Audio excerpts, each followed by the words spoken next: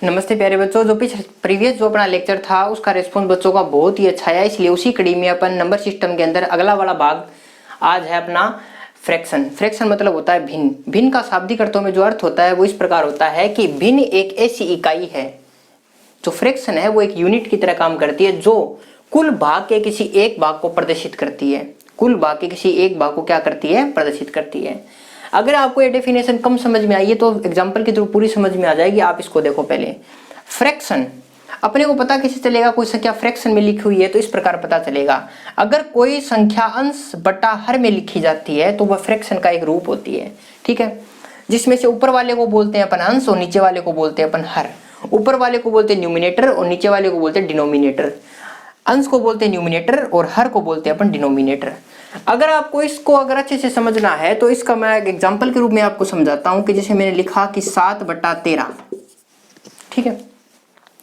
Total भाग अपने पास 13 हैं, उनमें से चर्चा कितने भागों की हो रही है? 7 भागों की। अर्थात इसका जो अर्थ होता है वो इस प्रकार होता है 13, कुल 13 भागों में से, कुल 13 भागों में से केवल 7 भाग, इसका ये अर्थ होता है। कुल 13 भागों में से 7 भाग, 7/13 का ये अर्थ होता है। अगर मैं आपको इसी कड़ी में आपको पूछना चाहूं कि 8/11 का क्या अर्थ होता है, तो आप बोलोगे कि 11 भागों में से केवल कितने भाग है? 8 भाग। ये क्या कहलाता है? भिन्न रूप कहलाता है।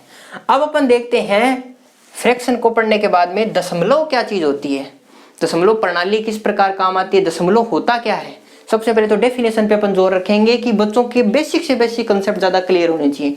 ओके, अब अपन देखेंगे दशमलव भिन्न क्या होती है। दशमलव भिन्न होती है डेसिमल फ्रैक्शन। इसको हिंदी में बोलते हैं दशाधार। आप इसके नाम से समझ गए होंगे, दशाधार मतलब जिसके आधार में क्या लगाओ? 10 लगाओ, उसको बोलते हैं डेसिमल फ्रैक्शन। यह एक संख्या पद्धति है। यह एक क्या पद्धति है? संख्या पद्धति है, जिसमें गिनती और गणना के लिए कुछ 10 संख्याओं का सहारा लिया जाता है। जिसमें गिनती और गणना के लिए कितनी संख्याओं का सहारा लिया जाता है? 10 संख्याओं का सहारा लिया जाता है। जिस प्रकार अगर मैं आपको बोलूं कि 3.10 कितना होता है, तो इसको मतलब है 10 में से कितने भाग चाहिए आपको? 3 भाग चाहिए, जब भी तो आप लिखते हो 0.3, ठीक है। मतलब 10 को आधार मानकर अगर संख्याओं की गणना की जाती है तो उसको बोलते हैं डेसिमल फ्रैक्शन। बात समझ में आ रही है कि नहीं आ रही? धीरे धीरे अपन आगे और चलेंगे तो और समझ में आ जाएगी चीजें। आप थोड़ा सा पेशेंस रखना, ठीक है। अब सबसे पहले अपने पास एक नाम आया दशमलव भिन्न का। दशमलव भिन्न भी 2 प्रकार की होती है, एक तो होती है उचित और एक होती है अनुचित, ठीक है। दशमलव भिन्न 2 प्रकार की होती है, एक तो होती है उचित और एक होती है अनुचित। जो डेसिमल फ्रैक्शन होता है वो 2 प्रकार का होता है, एक तो होता है उचित और एक होता है अनुचित। तो इसको उचित को कई बार सम भी बोल देते हैं, सम, और इसको कई बार बोल देते हैं विषम।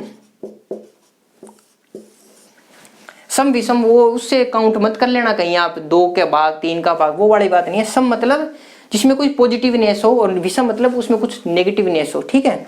अपने मतलब व्यवहार से ये प्रतीत कर रहा है यहाँ पे सम और विषम, ठीक है। उचित और अनुचित भिन्न क्या होती है पहले ये समझो आप। जिसे मैं लिखता हूं a/b, लिखा। अगर किसी भिन्न का आधार ज्यादा है, मतलब आधार को आप बोल सकते हो हर ज्यादा है अंश से, तो वो प्रकार की जो भिन्न होती है वो उचित भिन्न कहलाती है। जैसे मैं लिखता हूं 7/15, ठीक है। अब इस भिन्न में देखो मेरा आधार, मेरा हर कितना है? 15 और अंश कितना है? 7। अगर हर अगर ज्यादा होता है अंश से तो वो वाली भिन्न कौन सी भिन्न कहलाती है? उचित भिन्न कहलाती है। बात समझ में आ गई? ये एग्जांपल के थ्रू आपको समझ में भी आ गया होगा उचित भिन्न का एग्जांपल। बात समझ में आ गया? अनुचित भिन्न क्या होती है? अनुचित भिन्न ये होती है, जैसे मैं क्यों भिन्न लिखता हूं a/b, अगर a का मान बड़ा है किससे? b से। इसका अर्थ ये हुआ कि अंश वाली संख्या बड़ी है किससे? हर से। अगर अंश बड़ा होता है हर से तो ये वाली भिन्न कहलाती है अनुचित भिन्न। जैसे मैं अगर एग्जांपल के थ्रू आपको समझाता हूं, मैंने लिखा है 9/4, ठीक है। 9/4 लिखा है। इसको आप आगे फर्दर सोल्व भी कर सकते हो बिना डेसिमल के। कोई पूर्ण संख्या आएगी, पहले देख लो आप चाहे। 4 का भाग गया 2 बार, बचा कितना 1, फिर भाग गया 2 बार, ठीक है। इस प्रकार आप इसको फर्दर आगे चला सकते हो। तो सबसे पहले बात, उचित और अनुचित भिन्न में आप अंतर कर पाओगे। जिस भिन्न का हर ज्यादा होगा वह भिन्न कहलाएगी उचित भिन्न।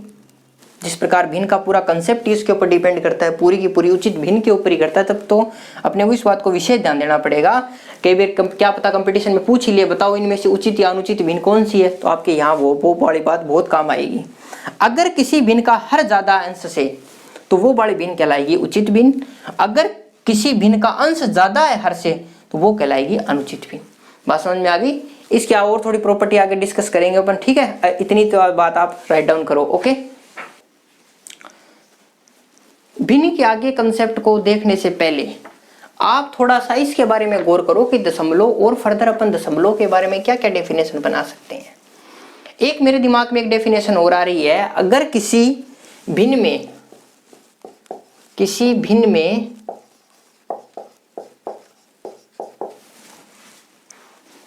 हर को 10 की घात के रूप में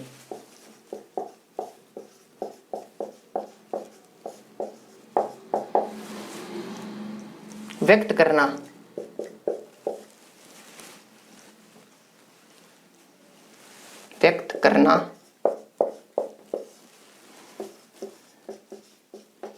दशमलव कहलाता है। बहुत ही इंपॉर्टेंट फैक्टर है ये, देखो दशमलव का। किसी भी भिन्न में जो हर होता है उसकी अगर घात को 10 के रूप में अगर आप व्यक्त करते हो, 10 की घात के रूप में अगर आप व्यक्त करते हो, तो वह क्या कहलाता है? दशमलव कहलाता है। बात समझ में आ गई? तो दशमलव से अपन जो पहली चीज ले सकते हैं वो होता है, जैसे मैं अगर आपको बोलूं एग्जाम्पल के रूप में, इसी को एग्जाम्पल के रूप में बोलूं कि मैं बोलूं 0.7 है, इसको मैं किस प्रकार लिख सकता हूं? 7/10। देख लो हर के अंदर 10 की घात कितनी है? 1 है। अगर मैं 0.35 है, इसको मैं क्या लिख सकता हूं? 35/100। देख लो 10 की घात में कितनी है? 2 है। अगर मैं इस प्रकार लिखता हूं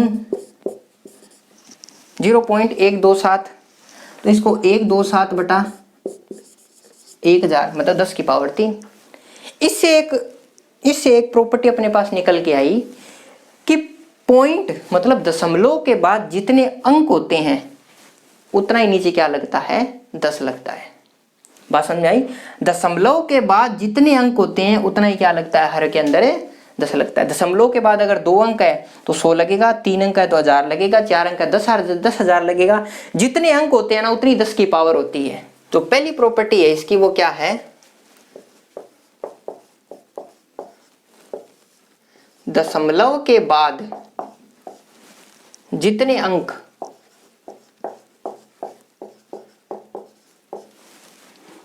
हो उतने ही शून्य हर में लगा देते हैं।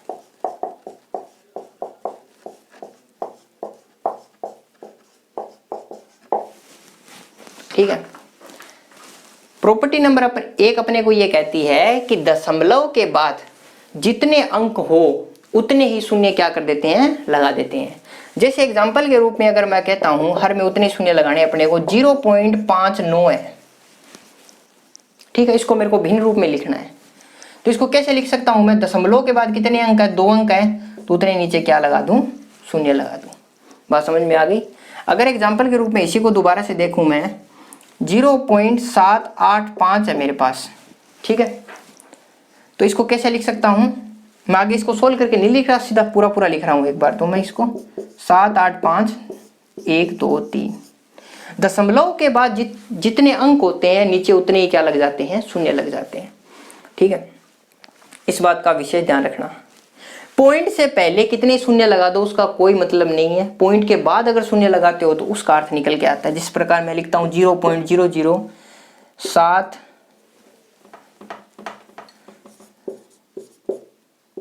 ये लिखता हूं मैं।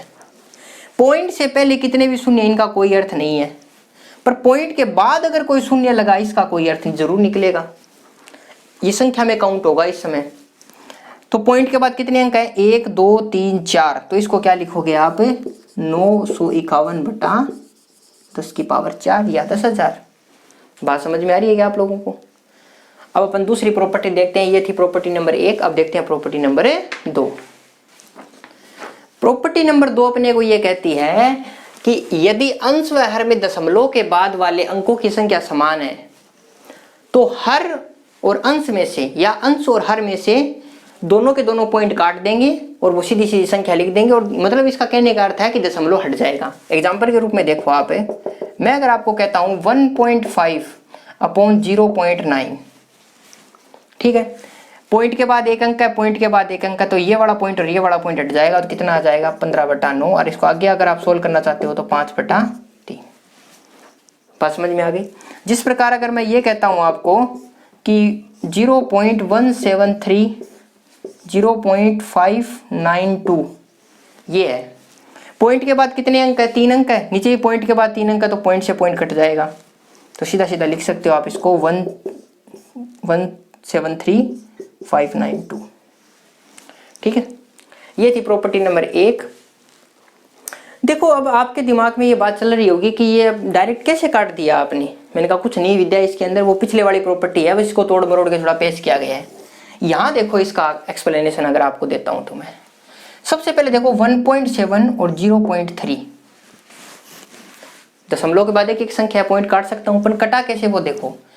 इसको मैं क्या 1.7 को मैं क्या लिख सकता हूं, 1.7 को मैं 17/10 लिख सकता हूं ना, कोई दिक्कत वाली बात नहीं है, ये अपन पढ़ चुके किस प्रकार लिखते हैं। और नीचे वाली संख्या को मैं कैसे लिख सकता हूँ, 3/10 लिख सकता हूँ, कोई दिक्कत वाली बात है क्या? नहीं है।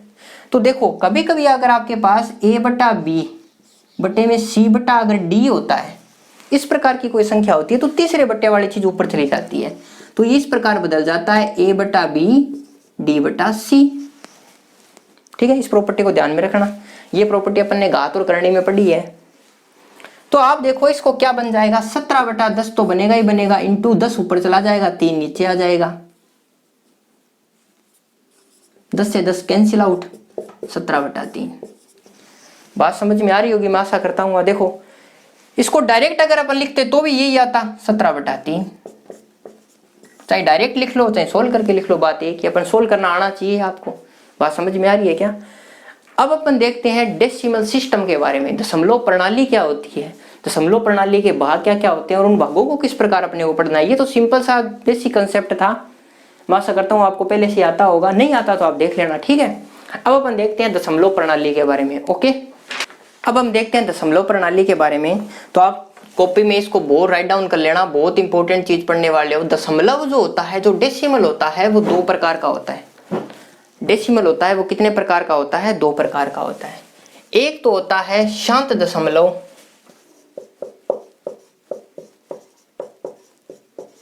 इसको बोलते हैं टर्मिनेटिंग डेसिमल। ठीक है, और एक होता है अशांत दशमलव।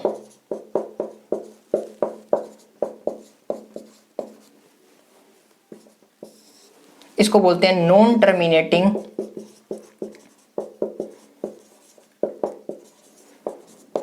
डेसिमल। दशमलव कितने प्रकार के होते हैं, 2 प्रकार के होते हैं, एक तो होता है शांत दशमलव और एक होता है अशांत दशमलव। शांत और अशांत कोई व्यवहार से नहीं होता, इनका एक छोटा सा लॉजिक होता है। दशमलव के बाद अगर अपने पास टर्मिनेटिंग 0 आ जाता है, टर्मिनेटिंग 0, इसको बोलते हैं टर्मिनेटिंग 0। अगर इस वाली बात से भी आपको समझ में नहीं आए तो इसका सीधा सिंपल भाषा में अर्थ है कि शेष फल क्या आ जाए, 0 आ जाए। मतलब संख्या दशमलव के बाद संख्या क्या हो जाए, अंत हो जाए, अनंत तक वो संख्या ना चले, शेष फल कितना आ जाए, 0 आ जाए। ऐसी संख्याओं को कौन सा दशमलव बोलते हैं, शांत दशमलव। बात समझ में आ जाए, भाग अंत में पूरा पूरा चला जाए, इसलिए बोलते हैं इनको शांत दशमलव। अशांत दशमलव जो होता है वो 2 प्रकार का होता है। अशांत दशमलव 2 प्रकार का होता है। इसका प्रकार पढ़ने से पहले वो पढ़ लो पहले। अशांत दशमलव में टर्मिनेटिंग जीरो नहीं पाया जाता। अशांत दशमलव में टर्मिनेटिंग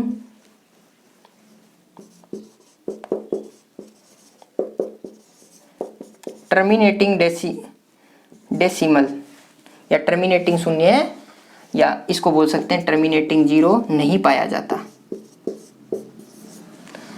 अशांत दशमलव में टर्मिनेटिंग डेसिमल बोल दो या टर्मिनेटिंग जीरो बोल दो, वो नहीं पाया जाता। बात समझ में आ रही है? इसका सिंपल भाषा में जो अर्थ है वो है कि इसका शेषफल कभी भी शून्य के बराबर शून्य नहीं होता। मतलब ये कहां तक चलती जाती है? अशांत दशमलव कहां तक वेरी करता है? अनंत तक। अशांत दशमलव कहां तक जाता है? अनंत तक जाता है। बात समझ में आ रही होगी आपको? शांत दशमलव की अगर मैं बात करूं, शांत दशमलव वो होती है जिनमें शेषफल क्या आ जाता है? शून्य। इनका एक सिंपल सा जो इनका जो कैटेगरी में जो आता है वो आता है परिमेय संख्याएं।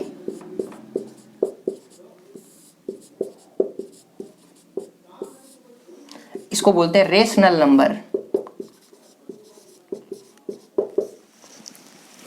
पर आज अपन परिमेय संख्या के बारे में पढ़ने वाले हैं, तो इसको डेफिनेशन के रूप में कैसे बोलते हैं? वे संख्याएं, परिमेय संख्या कौन सी संख्या होती है? वे संख्याएं जिनको p बटा q के रूप में लिखा जा सकता है, जिनको p बटा q के रूप में लिखा जा सकता है, ऐसी सभी संख्याएं क्या कहलाती है? ऐसी सभी भिन्न क्या कहलाती है? परिमेय संख्या कहलाती है, संख्या परिमेय संख्या कहलाती है। जिस प्रकार अगर मैं परिमेय संख्या का एग्जांपल लूं तो मैं लिखता हूं 7/5। ठीक है, एग्जांपल के रूप में देखते हैं अपन इसको। 7/5 लिखा मैंने, इसमें टर्मिनेटिंग शून्य या टर्मिनेटिंग डेसिमल या टर्मिनेटिंग जीरो पाया जाता है, देख लेना आप।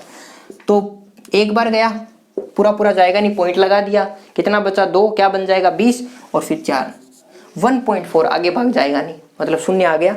इसलिए परिमेय संख्याओं में टर्मिनेटिंग डेसिमल या शेषफल शून्य के बराबर हमेशा होता है। इसीलिए परिमेय संख्याएं होती है वो शांत दशमलव की कैटेगरी में आती है। बात समझ में आ रही है क्या आपको? अगर इसका मैं दूसरा एग्जांपल आपके लिए लेना चाहूँ कि 13/2 है, इसको भी देख लो आप सोल्व करके चाहे। 13/2 है तो 6.5। बात समझ में आ गई? तो किसी कोई भिन्न शांत है या अशांत है, परिमेय है या अपरिमेय है, इसका अपन बहुत ही आसानी से पता लगा सकते हैं अगर अपने को प्रॉपर्टी का संपूर्ण रूप से ज्ञान हो तो। अब अपन उस वाले में देखते हैं कि अशांत दशमलव की कैटेगरी कौन कौन सी होती है।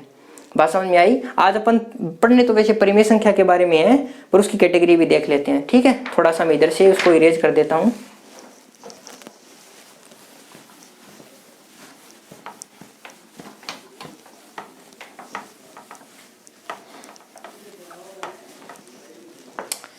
जो ये अशांत दशमलव होता है वो 2 कैटेगरी में डिवाइड होता है। पहली कैटेगरी इसकी होती है आवर्ती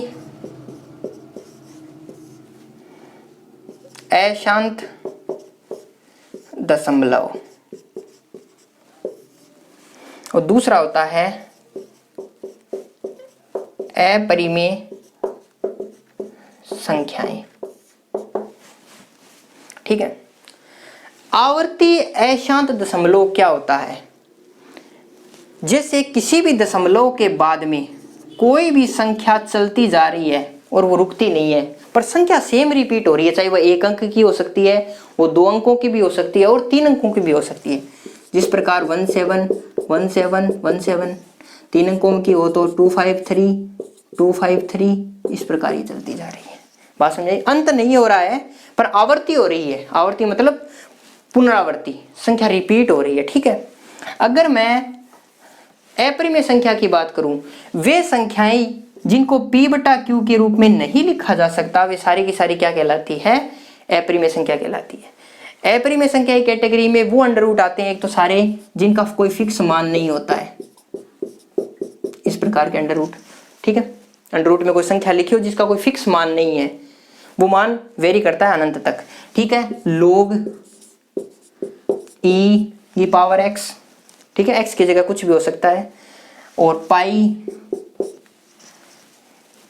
ठीक है, इस अपरिमेय संख्या के बारे में भी देखेंगे, पर इसके जो छोटे से एग्जांपल है वो देख लो आप। अंडर रूट में बेस संख्याएं जिनका कोई फिक्स मान नहीं होता है, log वाली संख्या, एक्सपोनेंशियल वाली संख्याएं और पाई। ठीक है, ये सारे के सारे एग्जाम्पल होते हैं अपरिमेय संख्याएं। और अपरिमेय संख्या और आवर्ती अशांत दशमलव दोनों की दोनों किसके अंदर आती है? अशांत दशमलव में। मान कहां तक वेरी करता है? अनंत तक। अपरिमेय संख्या और आवर्ती अशांत दशमलव एक बहुत ही बेसिक अंतर है। इसमें क्या संख्याओं की पुनरावृत्ति होती है और अपरिमेय संख्याओं में पॉइंट के बाद में संख्याओं की पुनरावृत्ति कभी भी नहीं होती है, ये अनावर्ती होता है। इसको अगर बोलना चाहूं तो मैं अपरिमेय संख्या को मैं अगर अपनी भाषा में बोलना चाहूं तो ये अनावर्ती होती है। अनावर्ती मतलब इसमें अनावर्ती का मतलब है रिपीटेशन नहीं होता है, इसमें रिपीटेशन नहीं होता है, इसमें रिपीटेशन की प्रक्रिया नहीं पाई जाती है, इनमें संख्याओं का रिपीटेशन नहीं होता है। मैं आशा करता हूँ आपको इतनी बात समझ में आ गई होगी। अब अपन अपने जो रियल कंसेप्ट मतलब है परिमेय संख्या के कंसेप्ट पे चलते हैं। आप इसको इतना लिख लेना चीजों को, ठीक है। अब हम देखते हैं आज का हमारा जो स्टैंडर्ड जो टॉपिक था जिसका नाम था परिमेय संख्याएं, और यहाँ से स्टार्ट करते हैं अपन। इसकी परिभाषा से स्टार्ट करते हैं। सबसे पहले किसी संख्या को अगर p बटा q के रूप में लिखा जा सकता है या प्रदर्शित किया जा सकता है जहां p और q दोनों के दोनों पूर्णांक हो और q का मान नॉट इक्वल टू 0 हो तो ऐसी संख्याओं को परिमेय संख्या कहते हैं। मैं आशा करता हूँ ये आपको डेफिनेशन, ये स्टैंडर्ड डेफिनेशन है और हर वाली बुक में मिलेगी, हर 10वीं क्लास के ले लो चाहे कॉम्पिटिटिव क्लास के ले लो। पर अगर आप इसको किसी को इसका अर्थ पूछोगे ना कि अर्थ क्या है, वो नहीं बता पाएगा। आज मैं इसका आपको अर्थ बताता हूँ पूरी की पूरी चीज का। तो सबसे पहले परिमेय संख्या में p बटा q के रूप में प्रदर्शित किया जा सकता है, आप पूछोगे।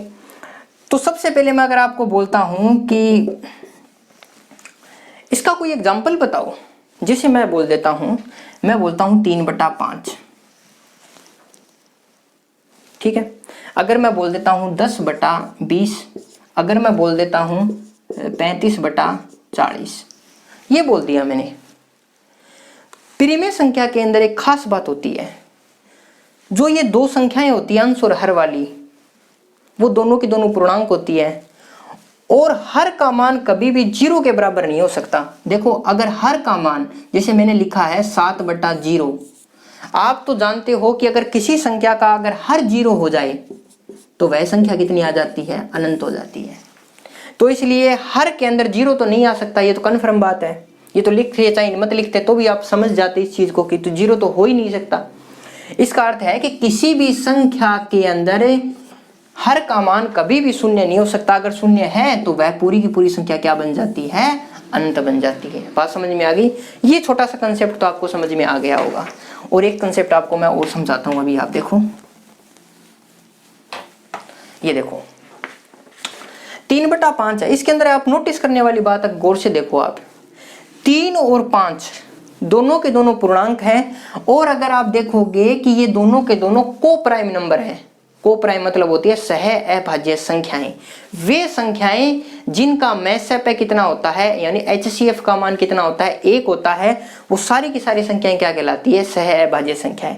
तो परिमेय संख्या का जो लास्ट जो फॉर्म होता है, जो लास्ट रूप होता है, वो दोनों के दोनों संख्याएं आपको को प्राइम नंबर मिलेंगे हमेशा। इसको अगर आप आगे फर्दर सोल्व करते हो इस वाली संख्या को, तो देख लो आप यहाँ पे भी कितना आ गया? 1/2। इनका भी HCF का मान कितना है? देख लो आप, HCF का मान 1 है। इधर भी HCF का मान अगर आप देख लो तो कितना है? 1 है। अगर इधर भी आप देखना चाहो तो ये कितना आ जाएगा? 7/8 आ जाएगा। इधर भी देखो तो HCF का मान आपको कितना मिलेगा? HCF का मान मिलेगा 1 मिलेगा। ये आपको बात किसी भी किताब में लिख नहीं रखी। मतलब क्या है कि जो परिमेय संख्याएं होती है, परिमेय संख्याएं होती है वो को प्राइम नंबर होती है, मतलब सह अभाज्य संख्याएं। बस ये सबसे जो बेसिक और सबसे छोटी बात थी वो मैंने बता दी। और परिमेय संख्या में क्या खास बात होती है जो जिससे आप देख के उसको पहचान सकते हो? एक इसमें बात होती है जो नोट लगाने योग्य बात होती है, इसमें टर्मिनेटिंग डेसिमल पाया जाता है। इसमें टर्मिनेटिंग डेसिमल पाया जाता है।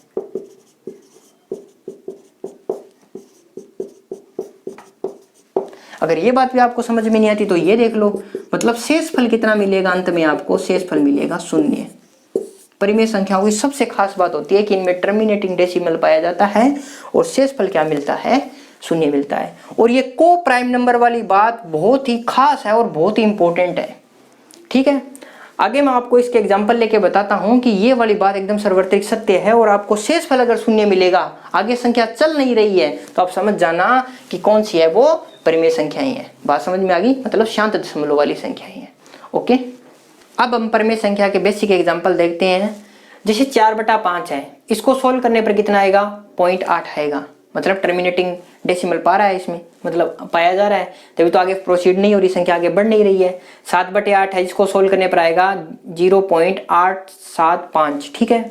36/72 है, इसको पहले तो उसमें परिमेय संख्या वाले रूप में लेके आएंगे 1/2, इसको आगे सोल्व करेंगे तो आएगा 0.5।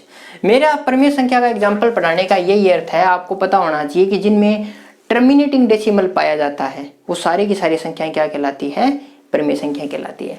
अब अपन परिमेय संख्याओं के गुणधर्म पढ़ेंगे, जिससे आप परिमेय संख्या को और अच्छे से जान पाओगे कि परिमेय संख्या की प्रॉपर्टीज अपने को क्या बताती है।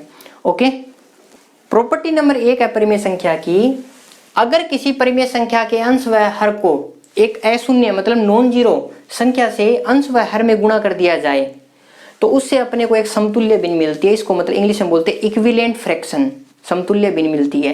ये बहुत ही आसान है। जिस प्रकार मैं अगर आपको बोलूं कि 5/6 है, इसके कोई समतुल्य भिन्न बताओ, तो आप कोई भी संख्या आपकी मर्जी है उससे, मैं 2 से ऊपर और 2 से नीचे गुणा कर देता हूं तो मेरे को क्या मिल जाता है, 10/12। अगर मैं इसी संख्या को 5/6 को 7 से ऊपर गुणा और 7 से नीचे गुणा कर देता तो 35/42। इस प्रकार मतलब किसी भी परिमेय संख्या को अगर आपको समतुल्य भिन्न में बदलना है तो एक समान प्रकार की संख्या का ऊपर व नीचे गुणा कर दीजिए, वह जो प्राप्त आपको भिन्न मिलेगी वो आपको मिलेगी समतुल्य भिन्न। बात समझ में आ गई। एक एग्जाम्पल अपन और देखते हैं जो एग्जाम में आया हुआ है। एग्जाम में आया था कि 3/7 के समतुल्य भिन्न ज्ञात करो, और गुणा किसे करना है वो आपको ऑप्शन बता देंगे, जिस प्रकार ऑप्शन होगा। और उसने यहाँ दे रखा था 4 से गुणा, इधर भी 4 से गुणा, ठीक है। तो इधर कितना आ गया, 12/28। ये इसकी क्या कहला दी, समतुल्य भिन्न। बात समझ में आ गई। आप इससे ये भी प्राप्त कर सकते हो और इससे आप ये भी प्राप्त कर सकते हो। इससे इधर आओगे तो आपको यहाँ 4 मिलेगा, इससे इधर आ सकते हो और इससे इधर आ सकते हो। बात समझ में आ गई। देख लो, चाहे यहाँ पे आप देख सकते हो 4 के पहाड़े से ऊपर नीचे पूरा पूरा कटेगा ये, तो 4 के पहाड़े से इसको काटोगे मतलब इसका जो HCF है, ठीक है, इस समय कितना आएगा, 4 आएगा। और जो समतुल्य भिन्न प्राप्त होती है वो HCF से ही प्राप्त हो सकती है अपने उस समय पे, उस जो संख्या में लगेगा उससे। जैसे अपन इसको 4 के पहाड़े से काटें तो इधर कितना आएगा, 3, और इधर कितना आएगा, 7। इधर 4 है, नीचे भी 4 है, 4 को 4 से काट दो तो अपने को क्या प्राप्त हो गया, 3/7 प्राप्त हो गया। समतुल्य भिन्न समझ में आई आपको। अब अपन देखते हैं प्रॉपर्टी नंबर या फैक्ट नंबर 2। अब अपन देखते हैं फैक्ट नंबर 2। फैक्ट नंबर 2 अपने को यह कहता है कि परिमेय संख्या को 3 भागों में बांटा जा सकता है। पहला भाग तो होता है पॉजिटिव रेशनल नंबर, दूसरा भाग होता है 0 और तीसरा भाग होता है नेगेटिव रेशनल नंबर। ओके, इसको आप कैसे पहचानोगे कि पॉजिटिव रेशनल नंबर कौन सा है और नेगेटिव रेशनल नंबर कौन सा है। अगर कोई भिन्न दे रखी है, जैसे मैं बोलता हूँ 3/7 है, तो ये भी पॉजिटिव है और ये भी पॉजिटिव है, तो इस प्रकार की भिन्न को आप क्या बोलोगे, पॉजिटिव रेशनल नंबर, या मतलब धनात्मक परिमेय संख्याएं। इसको बोल सकते हो धनात्मक परिमेय संख्याएं और इसको बोल सकते हो ऋणात्मक परिमेय संख्याएं, ठीक है। शून्य तो शून्य ही होता है। ऋणात्मक परिमेय संख्या में जैसे मैंने 2/15 लिख दिया, अंश भी माइनस में है और हर भी माइनस में है, इस प्रकार की संख्याओं को कौन सी संख्या बोलते हैं, ऋणात्मक परिमेय संख्या, मतलब नेगेटिव रेशनल नंबर। अगर अंश और हर दोनों ही ऋणात्मक हो तो उसको बोलते हैं नेगेटिव रेशनल नंबर, और अंश और हर दोनों धनात्मक हो तो उसको बोलते हैं पॉजिटिव रेशनल नंबर। ओके, कई बच्चे बोलेंगे सर माइनस से माइनस कट जाएगा, वो अलग बात है, वो सिंप्लीफिकेशन के रूप में कटता है। अपने को अगर बताना होता है कि नेगेटिव पॉजिटिव कौन सा है तो इसी प्रकार बताना पड़ेगा। ओके, अब अपन देखते हैं फैक्ट नंबर 3। क्या कहती है कि शून्य न तो धनात्मक परिमेय संख्या होती है और न ही ऋणात्मक परिमेय संख्या होती है। ये आपको कभी 1 लाइनर क्वेश्चन में पूछा जा सकता है कि शून्य कौन सी परिमेय संख्या है, तो शून्य न तो धनात्मक परिमेय संख्या होती है न ही ऋणात्मक परिमेय संख्या होती है। बात समझ में आ गई। तो ये तो शून्य के बारे में हो गया। अब देखो ये बड़ी प्रॉपर्टी बहुत इंपॉर्टेंट प्रॉपर्टी है और इससे क्वेश्चन भी आता है, और क्वेश्चन किस प्रकार आता है वो नेक्स्ट लेक्चर में देखेंगे। पहले तो आप प्रॉपर्टी देख लो। किन्हीं दो परिमेय संख्याओं के बीच में अनंत परिमेय संख्याएं पाई जाती है, जिसे मैं बोलता हूं a/b और c/d है। ये दो परिमेय संख्याएं हैं, इनके बीच में कितनी परिमेय संख्याएं पाई जा सकती है? तो इनके बीच में अनंत परिमेय संख्याएं पाई जा सकती है, कितनी भी हो सकती है। जिस प्रकार गुणा करता जाएंगे उस प्रकार परिमेय संख्या बढ़ती जाएगी। बात समझ में आ गई कि दो परिमेय संख्याओं के बीच में कितनी परिमेय संख्याएं पाई जाती है? अनंत परिमेय संख्याएं पाई जाती है। बात समझ में आ गई। मैं अगर आपको बोलूं कि दो संख्याओं के बीच में कितनी संख्याएं होती है तो आप बोल सकते हो अनंत संख्याएं होती है। उसी प्रकार ये होता है कि दो परिमेय संख्याओं के बीच में कितनी परिमेय संख्याएं पाई जाती है? अनंत परिमेय संख्याएं पाई जाती है।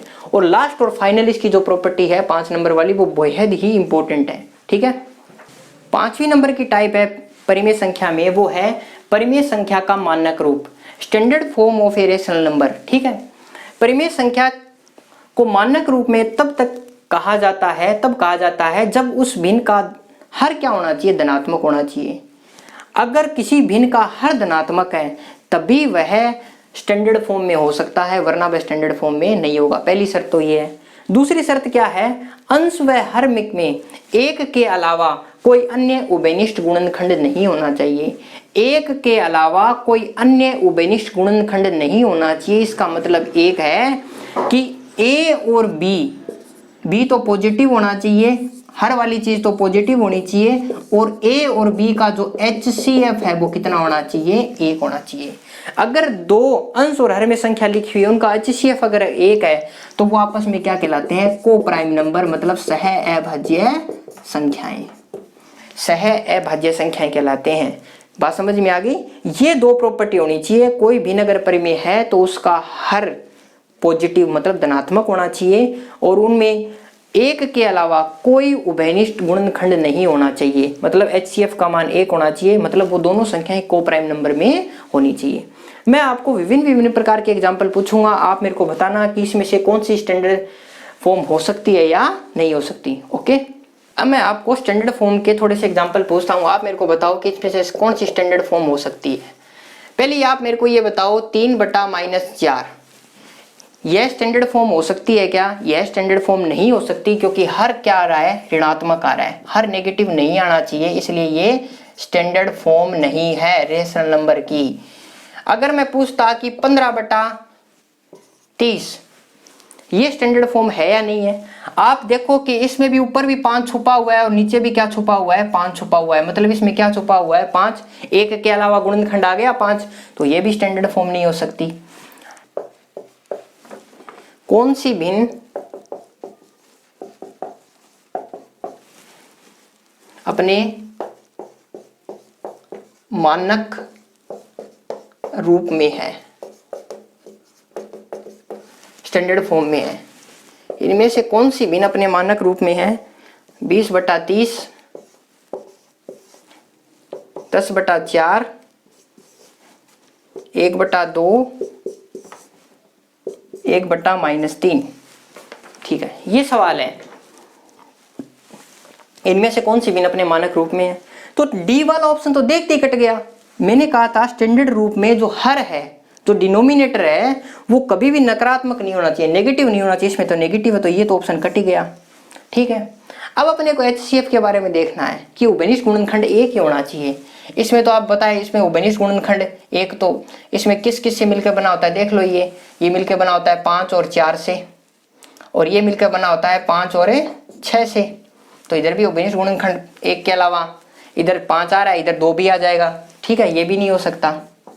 तो इधर देखो, इधर भी देखो आप, इसमें भी 2 आ रहा है, इसमें ऊपर भी 2 है, नीचे भी 2 है, इसमें भी नहीं हो सकता। ये वाला है, क्योंकि यहाँ HCF का मान कितना है? 1 है। तो आपका ऑप्शन नंबर कौन सा आ गया? ऑप्शन नंबर C आ गया।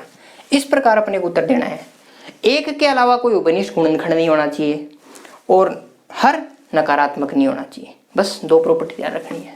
ओके, अब हम परिमेय संख्या से रिलेटेड थोड़े से इंपॉर्टेंट क्वेश्चन देखते हैं, जिससे आपके परिमेय संख्या के पूरे कंसेप्ट क्लियर हो जाएंगे। 2/3 के समतुल्य परिमेय संख्या कौन सी है? इक्विवेलेंट रेशनल नंबर कौन सा है? मैंने कहा था अगर यहाँ पे 2/3 है तो किसको काटने पर 2/3 आएगा, वही आपका उत्तर है। ये तो पहले से कटा हुआ है, ये नहीं हो सकता, ये 3/2 है। इसको काटा जा नहीं सकता क्योंकि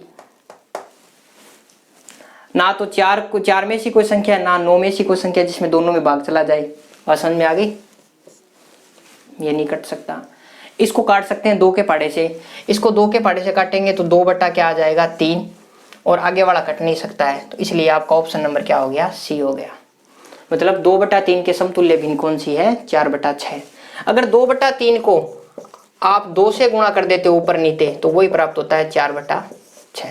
देख लो चाहे आप, ठीक है। एक बार समझ में आ गया तो कोई दिक्कत वाली बात नहीं है। किसी परिमेय संख्या को उसके मानक रूप में लाने के लिए अंश व हर को उसके में से पे मतलब HCF का भाग देते हैं। ये बात एकदम सही है, HCF का भाग देते हैं। इसी संख्या में देख लो आप, ऊपर 2 का भाग दो, नीचे 2 का भाग दो, वही रूप आ जाएगा 2/3। मानक रूप में लाने के लिए HCF का भाग देते हैं। बात एकदम सही है। सभी परिमेय संख्याएं पूर्णांक होती है, ये बात एकदम गलत है। अभी मैं एक डायग्राम के थ्रू आपको बताऊंगा कि ये बात एकदम गलत है कि सभी परिमेय संख्याएं पूर्णांक नहीं होती, बल्कि सभी पूर्णांक क्या होते हैं, परिमेय संख्याएं होती हैं। ठीक है। एक बार मैंने आपको वास्तविक संख्या के बारे में बताया था, अगर आपको याद है तो। वास्तविक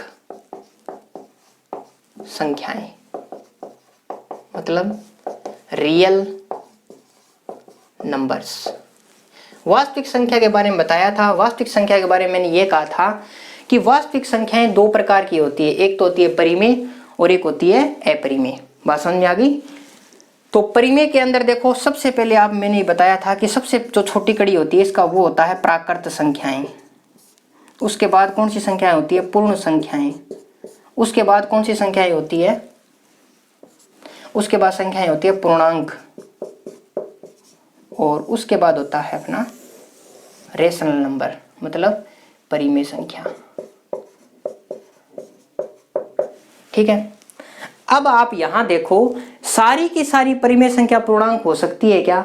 यहां से अगर नीचे, ऊपर से अगर नीचे आए, सिलोजियम में देखो आप, जैसे अपन न्याय टेस्ट में करते हैं, सिलोजियम में करते हैं कि अगर ऊपर से नीचे आते हैं तो कुछ का संबंध होता है और नीचे से ऊपर जाते हैं तो सभी का संबंध होता है। इसमें तो ये नजर आ रहा है कि कुछ परिमेय संख्याएं क्या होती है, पूर्णांक होती है, बट सारे के सारे पूर्णांक क्या होते हैं, परिमेय संख्या होती है। बात समझ में आ गई? इसमें अपरिमेय संख्या इधर, ये इसके बारे में अपन बाद में डिस्कशन करेंगे, पहले ये देख लो। यहां से आपको क्या नजर आया कि सारी की सारी परिमेय संख्याएं पूर्णांक नहीं होती है, बल्कि सारे के सारे पूर्णांक क्या होते हैं, परिमेय संख्याएं होती है। बात समझ आई? आज का जो अपना ये लेक्चर है, मैं आशा करता हूँ आपको समझ में आया होगा। मैंने मेरी तरफ से पूरा एफर्ट लगाया इस चैप्टर को आपको छोटे छोटे पॉइंट समझाने में, जिससे आपके आगे फर्दर कोई भी दिक्कत नहीं है परिमेय संख्या को जानने में। ठीक है। अगर आपको मेरा ये वीडियो या मेरा ये काम आपको पसंद आता है तो मेरे चैनल को सब्सक्राइब जरूर करें, जिससे मेरे को आगे वीडियो बनाने के लिए मोटिवेशन मिलता रहे। ठीक है। ज़्यादा से ज़्यादा लोगों तक मेरे चैनल को पहुँचाए। धन्यवाद।